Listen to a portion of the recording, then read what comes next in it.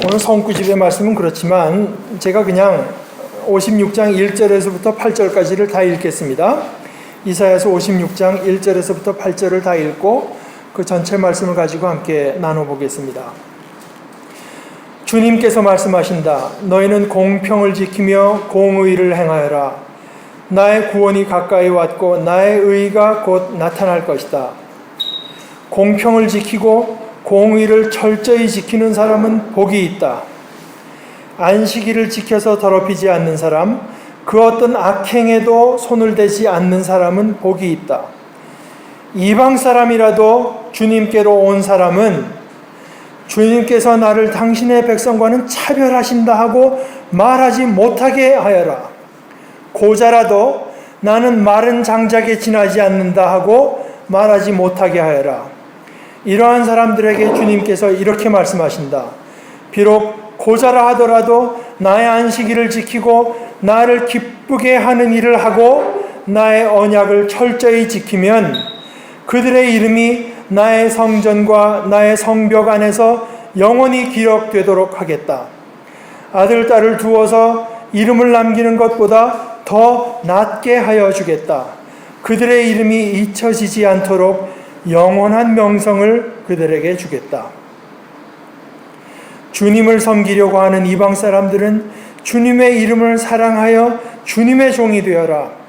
안식일을 지켜 더럽히지 않고 나의 언약을 철저히 지키는 이방 사람들은 내가 그들을 나의 거룩한 산으로 인도하여 기도하는 내 집에서 기쁨을 누리게 하겠다.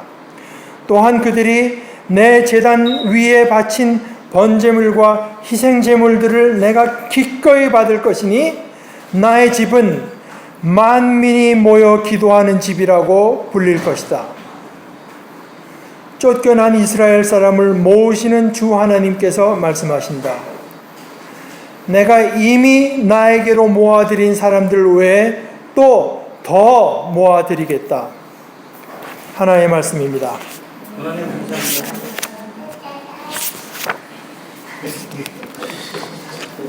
제가 사실 한 번도 아니고 이 이야기는 몇 번 해서 이 가운데 들은 분들도 있을 것이고, 그러나 이제 못 들은 분들도 물론 있을 것 같아서 좀 반복될지 몰라도 제가 한번 이야기를 소개를 하겠는데요.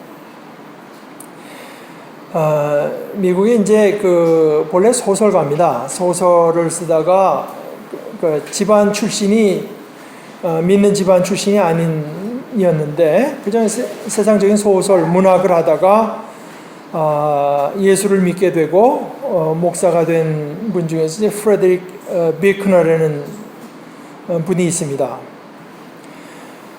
그분이 어느 날 생각한 것이, 내가 생각하는 그 이상적인 교회의 모습이 어떤 것일까 하다가 이것이 아마 이상적인 모습에 가장 가까울 것 같다 생각한 것이, 미국에서 시작돼서 지금 한국에도 있습니다만은 Alcoholics Anonymous AA, 그러니까 술 때문에 너무 이제 삶에 많은 고통이 생기고 문제가 생겨서 끊고 싶은데 잘 안 되다가 이 AA 미팅에 참석하면서 이것이 이제 술을 끊게 하는 데는 현재까지 나온 여러 가지 길 중에서 가장 효과적인 방법입니다. 방법이라기보다 교회 건물을 빌려서 쓰기도 하고, 그래서 일주일에 한 번씩 모여서, 이름이 없습니다. 이름이 없어요. 그래서 어나니머스, 이름 없이 모이는 주정뱅이들 말이죠. 이런 식인데요. 모여서 그저 자기 얘기를 하는데, 제가 그 비슷한 모임을 한번 가봤었는데, 어떤 사람이 이제 와서 술 때문에 자기 삶이 얼마나 엉망진창이 됐나, 자기가 어떻게 하다 이제 끊어야 되겠다는 생각을 하게 됐는데 얼마나 끊기가 힘들었는가, 이런 얘기들을 합니다. 근데 제가 그때 한번 가보니까 그 일반 사람들도 다 와서 이제 앉을 수 있어요. 그런데 특별히 조금 더 깊은 얘기를 하는 그 레벨로 가게 되면 거기는 이제 갈 수 있는 사람이 따로 있습니다. 그건 더 문제가 많은 사람들끼리 이제 모이는 데가 따로 있는 겁니다.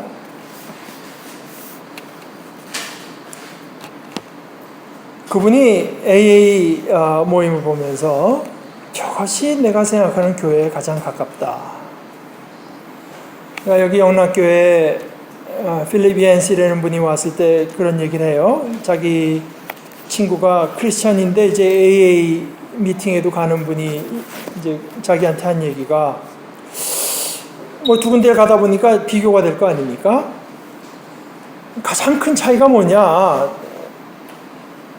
교회는 자기가 뭐 무슨 일이 있든가 또는 뭐 어떻게 해서 한 달 있다가 결석했다가 가면은 형 안 좋게 쳐다본다는 거예요.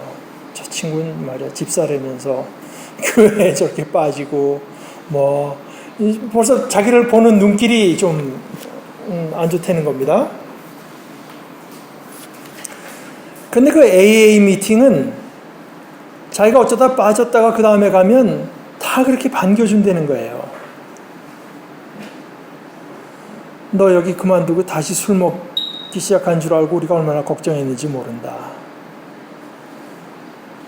그 차이가 있다는 겁니다. AA는 가면은 반겨주고 교회에는 빠졌다 가면은 영 안 좋은 얼굴로 쳐다보고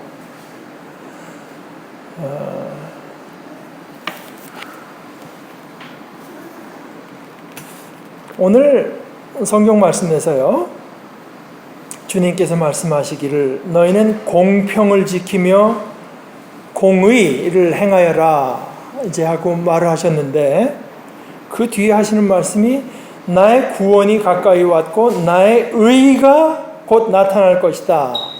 거기 의라고 하는 말과 그 앞에 사람들더러 공의를 행하라고 한 말이 원어는 똑같은 말입니다. 제다카에서 같은 말인데 좀 다르게 번역한 것뿐입니다.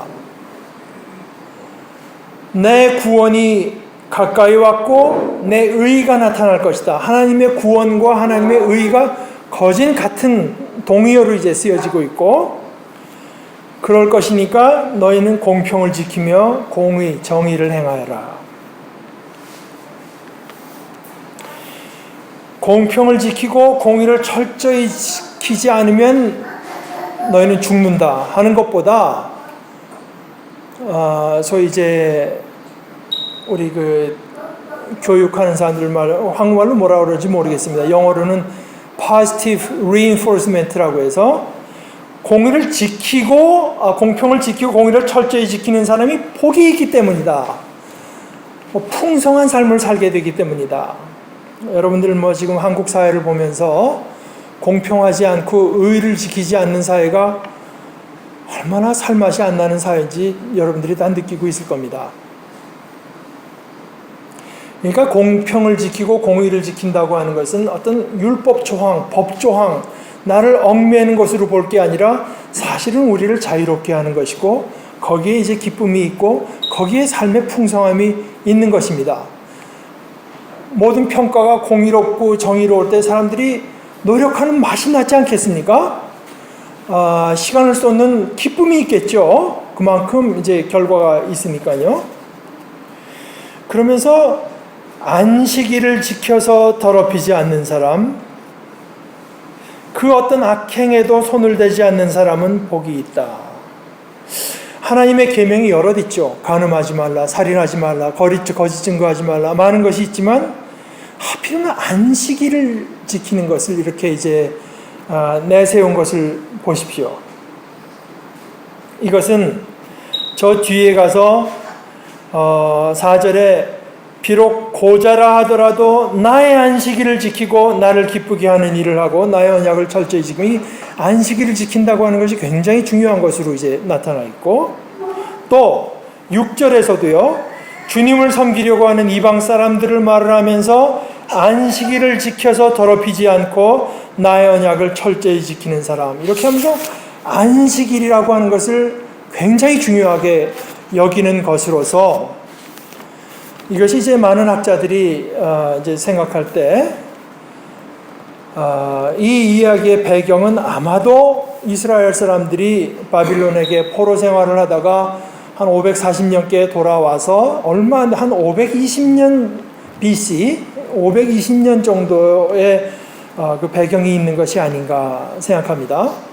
특별히 이스라엘 사람들이 저 이방 지역, 바빌론 지역에다 포로로 갔다가 돌아온 다음서부터 우리가 하나님의 백성이라고 하는 것, 유대인들이라고 하는 것을 강조하는 두 가지 큰 표를 삼은 것이 뭐냐 하면은 첫째는 할례, 둘째는 안식일 지키는 것입니다. 할례와 안식일 지키는 것이 그때부터 이스라엘 사람들의 생활에 굉장히 센트럴한 것이 됐어요. 이 안식일이라고 하는 것은 여러분들은 뭐 성경에 이제 몇 번 나옵니다만은 여러분 성경이 있으면 한번 출애굽기 20장 한번 보십시오. 20장 그래서 10계명 이야기인데요. 뭐 쭉 이제 말을 하죠. 그런데 뭐 3절에 보면은 너희는 내 앞에서 다른 신을 섬기지 못한다. 그 다음에 4절서부터 6절은 우상에 대한 것, 7절은 하나님의 이름을 함부로 부르지 못한다. 8절 안식일, 그 다음에 12절 부모를 공경하라. 13절 살인하지 말라. 14절 간음하지 말라. 15절 도둑질하지 말라. 16절 너희 이웃에게 불리한 거짓 증언을 하지 말라. 17절 너희 이웃의 집을 탐내지 말라. 이렇게 말을 한 것 중에서 가장 긴 계명이 어느 겁니까? 안식일 계명입니다. 저 뒤에 가서 31장 출애굽기 31장 12절에서부터 17절에는 이제 안식일에 대해서 다시 한번 이런 식으로 말씀해 주세요. 제가 읽겠습니다. 출애굽기 31장 12절에서부터 17절. 주님께서 모세에게 말씀하셨다. 너는 이스라엘 자손에게 일러라. 너희는 안식일을 지켜라. 이것이 너희 대대로 나와 너희 사이에 세워진 표징이 되어서 너희를 거룩하게 구별한 이가 나 주임을 알게 할 것이다. 그 안식일을 지킨다는 거 하는 것이 이 사람들의 정체성과 이제 직접적인 관련이 있습니다. 안식일은 너희에게 거룩한 날이므로 너희는 안식일을 지켜야 한다. 그날을 더럽히는 사람은 반드시 죽여야 한다. 그날에 일을 하는 사람은 누구든지 자기의 결례로부터 제거될 것이다.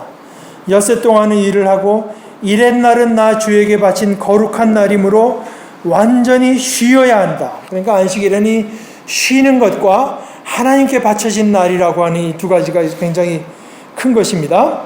안식일에 일하는 사람은 반드시 죽여야 한다. 이스라엘 자손은 이 안식일을 영원한 언약으로 삼아 그들 대대로 지켜야 한다. 이것은 나와 이스라엘 자손 사이에 세워진 영원한 표징이니 이는 나 주가 엿새 동안 하늘과 땅을 만들고 일의 날에는 쉬면서 숨을 돌렸기 때문이다. 안식일을 지키라고 하는 이유 중에 하나가 아니라 그 가장 중요한 이유가 뭐냐? 하나님께서 쉬셨기 때문이다. 여러분 아까 기억하십니까?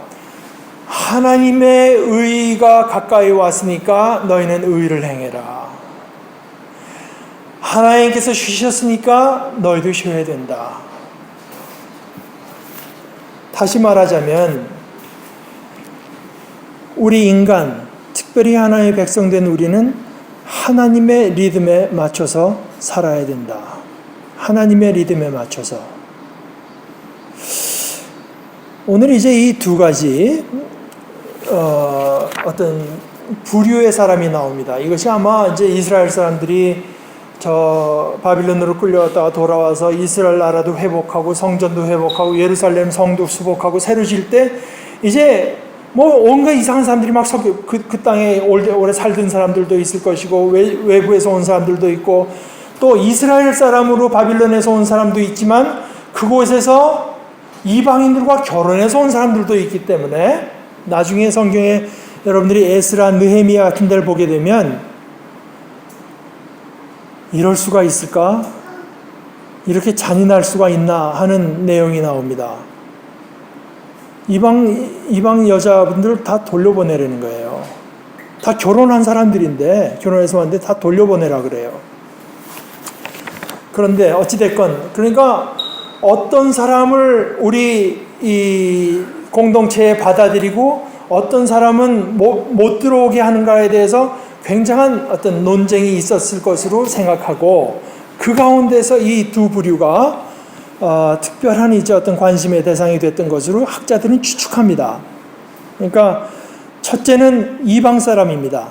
그래서 아까 여러분들이 제가 오늘 본문의 말씀 읽기 전에 마태복음, 로마서의 말씀이 이방 사람에 대한 얘기인 줄 지금 기억해 보면 알 수 있을 거예요. 두로와 시돈 쪽 여자, 스로보니게 여인, 그 다음에 하나님께서 이스라엘을 버리셨는가? 아니, 이스라엘이 안 믿어서 이방 사람들이 믿게 됐고, 이방 사람들이 믿은 것 때문에 이스라엘 사람들이 다시 믿게 돼서 모든 사람들이 하나님의 자비에 들어오게 될 것이다.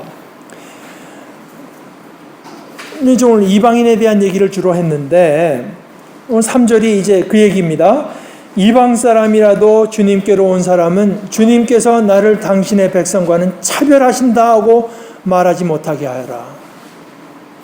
이방 사람들을 다 받는 것은 아닙니다. 그러나 이방 사람들 중에서 하나님을 사랑하고 하나님을 찾는 사람은 그 사람이 이방 사람이라고 해서 거절할 수 없을 뿐 아니라 받아들인 뒤에도 이방 사람이니까 당신은 그냥 이것만 하고 집사, 장로 이건 안 되고, 이런 식의 태도는 안 된다고 하는 것입니다.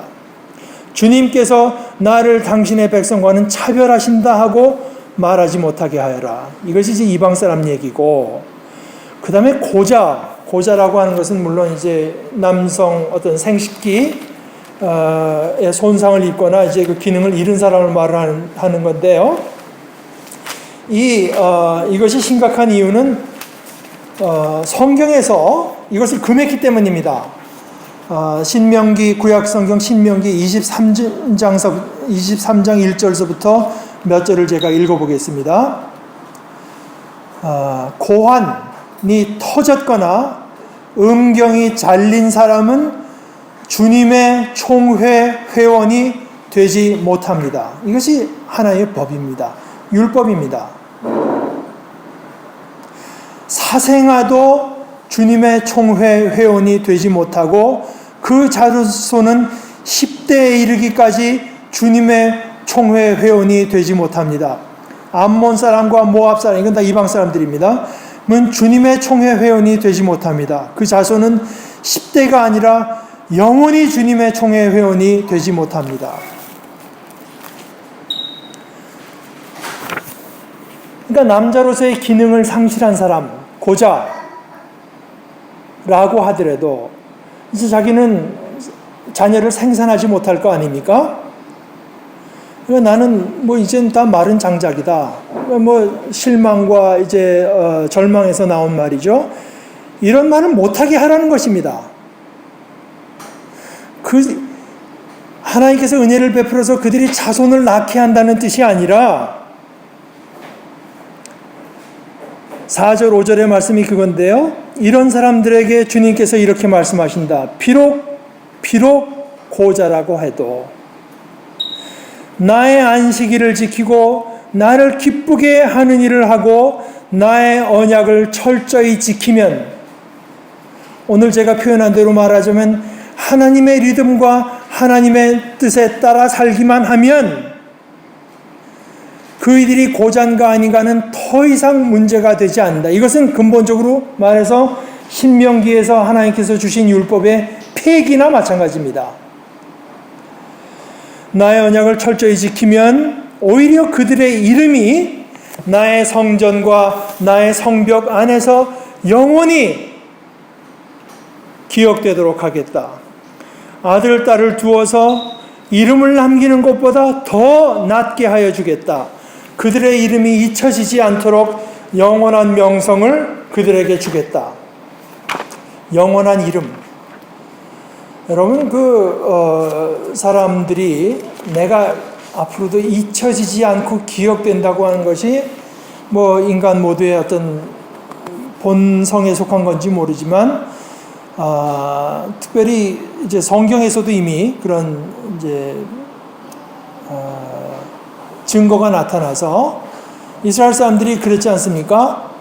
형제가 여럿 있는데 첫째가 결혼했다가 맨 윗 남자가 죽고 나면 둘째 그 동생이 그 형수와 같이 살아야 됩니다. 그래서 자식을 낳아서 형이나 그 가족이 기억될 수 있게 하는 것입니다. 그런데 만약에 그 남편의 형제가 말입니다. 이렇게 말을 해요. 남편의 형제가, 이게 신명기 25장에 나오는 얘기인데요. 남편의 형제가 자기 형제의 이름을 이스라엘 가운데서 잊기를, 이어나가기를 바라지 않으며 남편의 형제의 의무도 나에게 하지 않고 있습니다 하고 그 과부된 여자가 총회에 가서 호소하면 그러면 그 성읍의 장로들이 그를 불러다가 권면하십시오. 그래도 듣지 않고 그 형수됐던 여자와 결혼할 마음이 없다고 하면 홀로 남은 그 형제의 아내가 장로들이 보는 앞에서 그에게 나아가서 그의 발에서 신을 벗기고 그의 얼굴에 침을 뱉으면서 말하기를 제 형제의 가문 세우기를 원하지 않는 사람은 이렇게 된다 하십시오. 그러면 그 자기 형의 이름을 잊기를 거절한 그 형제 때문에 그 어떻게 되냐, 이스라엘 자손 가운데서 그의 이름이 신 벗긴 자의 집안이라고 아주 불명예스럽게 여겨질 것입니다. 우리가 하나의 말씀대로 산다고 해서 이대로 이제 하는 것은 아닙니다.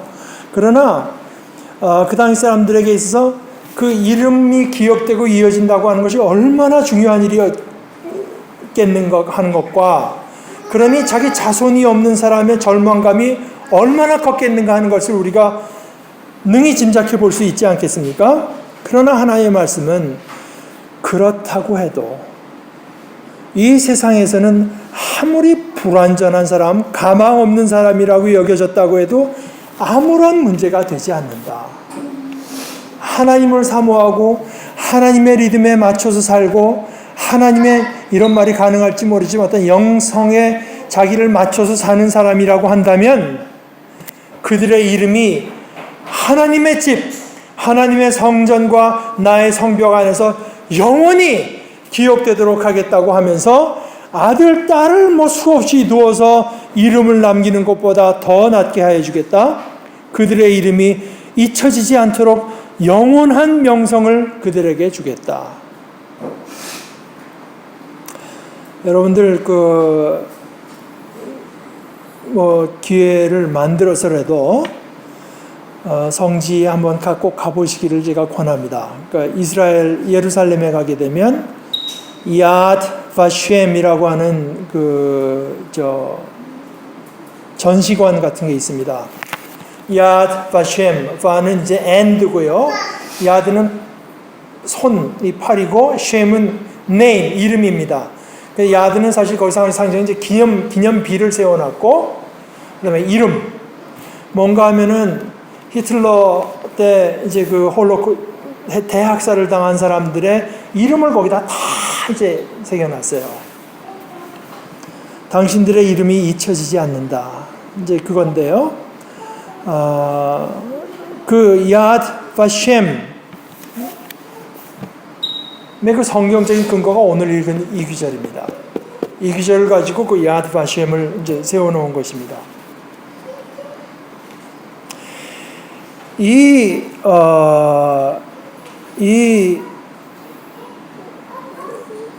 고자라고 하더라도 나의 안식일을 지키고 나를 기쁘게 하는 일을 하고, 그러니까 의를 행하는 거죠. 안식일과 의, 하나님의 언약, 하나님을 사모하고 하나님의 리듬에 맞춰서 살면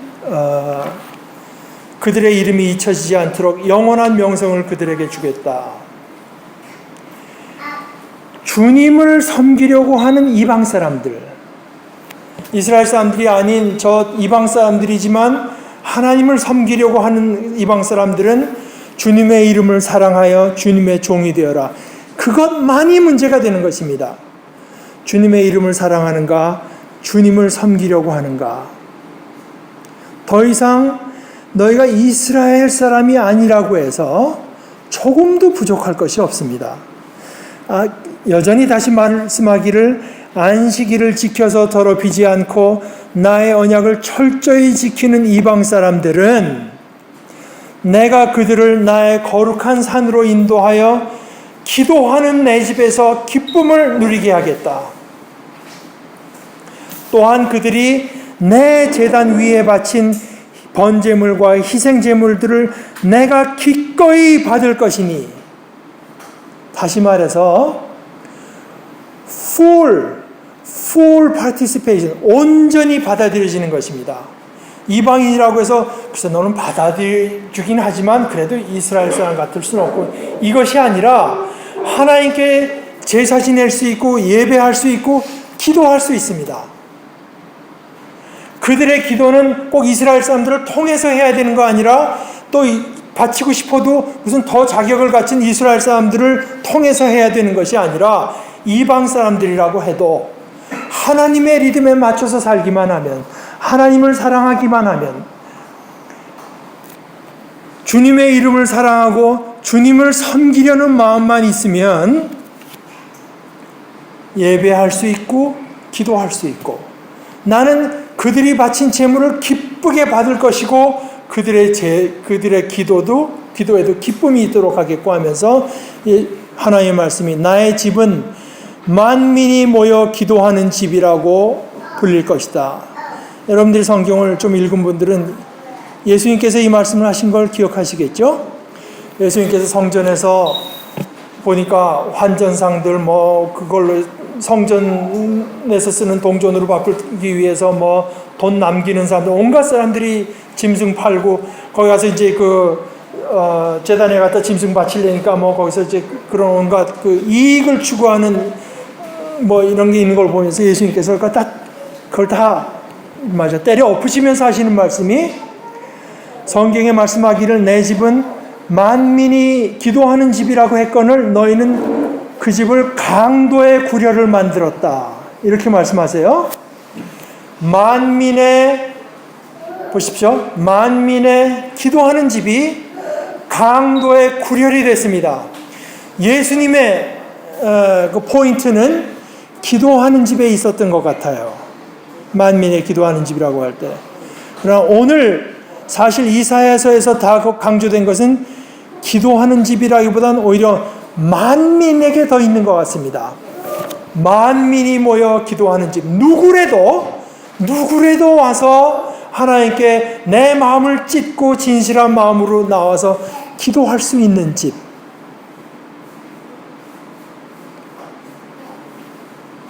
왜냐?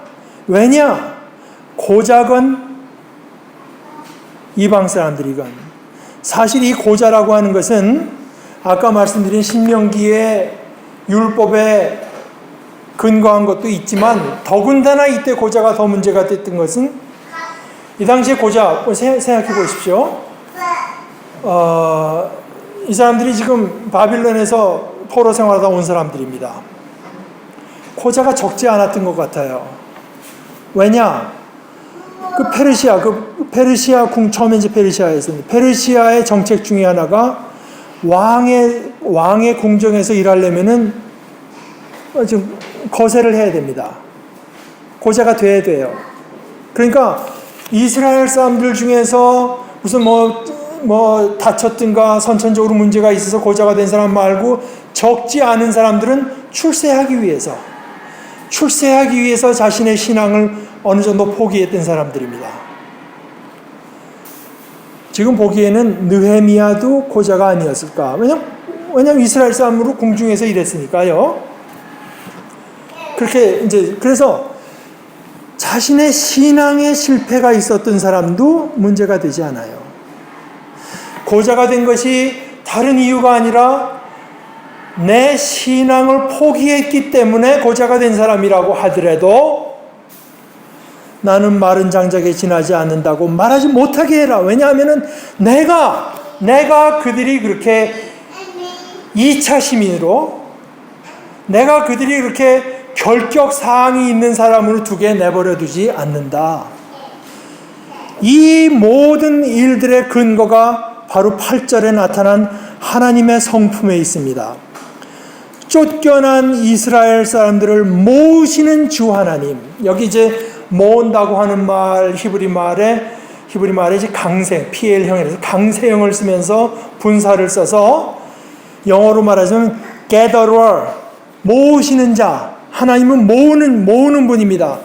쫓겨난 이러저런 이유로, 정치적인 이유로, 종교적인 이유로, 사회적인 이유로, 경제적인 이유로 쫓겨난 사람들을 모으시는 주 하나님께서 말씀하시기를, 어떤 때는 그 모은다고 하는 것 중에 그 이유 중에 자기 자신의 죄도 물론 있죠.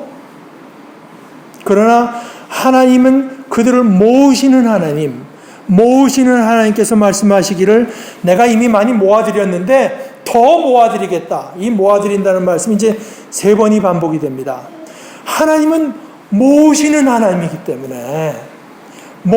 하나님이기 때문에 이런 일들이 일어나는 것이고 이에 반하는 일들이 일어나지 못하게 해라 하시는 것입니다. 다시 말씀드려서 우리가 하나님의 리듬에 맞춰서 안식일을 지키고 우리가 하나님의 리듬에 맞춰서 의를 행해서 사는 것이 중요한 것처럼 우리들 마음속에 이 하나님의 마음을 품어야 됩니다. 우리도 역시 모으는 사람들이 되어야 됩니다. 모으는 사람들. 전도나 선교는 다른 것 아닙니다. 하나님께서 모으시는 분이기 때문에 우리가 그 일에 동참하는 것 뿐입니다. 그런데 하나님께서 모으신다고 할 때 하나님은 어떤 자격을 두지 않으시는 걸 우리가 봤죠. 고자라고 해서 예배당 안에는 들으지만 당신은 저 뒤에 있고 당신은 무슨 직책을 맡지 못하고 이런 것이 아니라 받아들이실 때 온전히 받아들이세요. 온전히 받아들이시는 그 마음을 우리가 품어야 됩니다. 누구라고 해도 내가 세상에서 성공할 필요 없고 내가 세상에서 온전한 삶을 살았을 필요도 없고 단순히 내 마음속에 나는 하나님을 사랑하고 하나님의 이름을 사랑하고 하나님을 섬기겠습니다 하는 마음만 있게 되면 그러면 누구라고 해도 하나의 말씀을 우리 한국 사람들의 영어에서 크게 오해된 표현 You are welcome 이게 어떻게 한국말에서 그게 천만에요로 번역되는지 전 그건 모르겠어요. Thank you 그럼 You are welcome 감사합니다 천만에요 그러는데 You are welcome이 어떻게 천만에요가 될 수 없지 않습니까?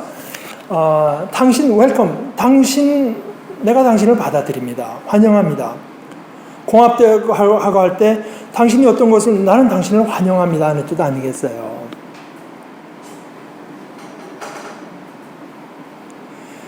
우리 교회가 말입니다.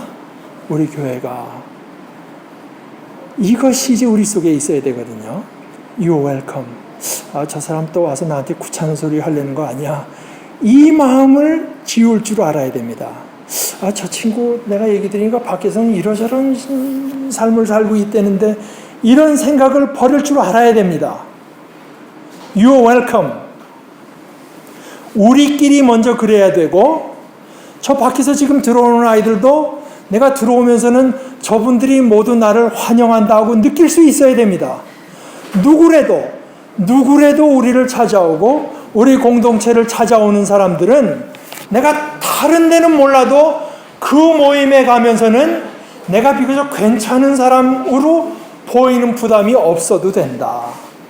거기는 내가 지금 있는 내 모습 그대로 실패한 모습 그대로 밖에서 이지러진 삶을 산 모습 그대로 하나님의 모습에 마음에 꼭 들지 않게 살아온 모습 그대로 거기 가도 I will be welcome. 나는 거기 가서는 받아들여질 수 있다. 받아들여질 것이다. 하는 그 모습이 우리에게 있을 때 그것이 바로 우리에게서는 하나님의 리듬에 따라서 사는 것이 될 것입니다. 우리 안에 이 마음과 이 모습을 품을 수 있기를 바랍니다. 우리 같이 기도하십시다.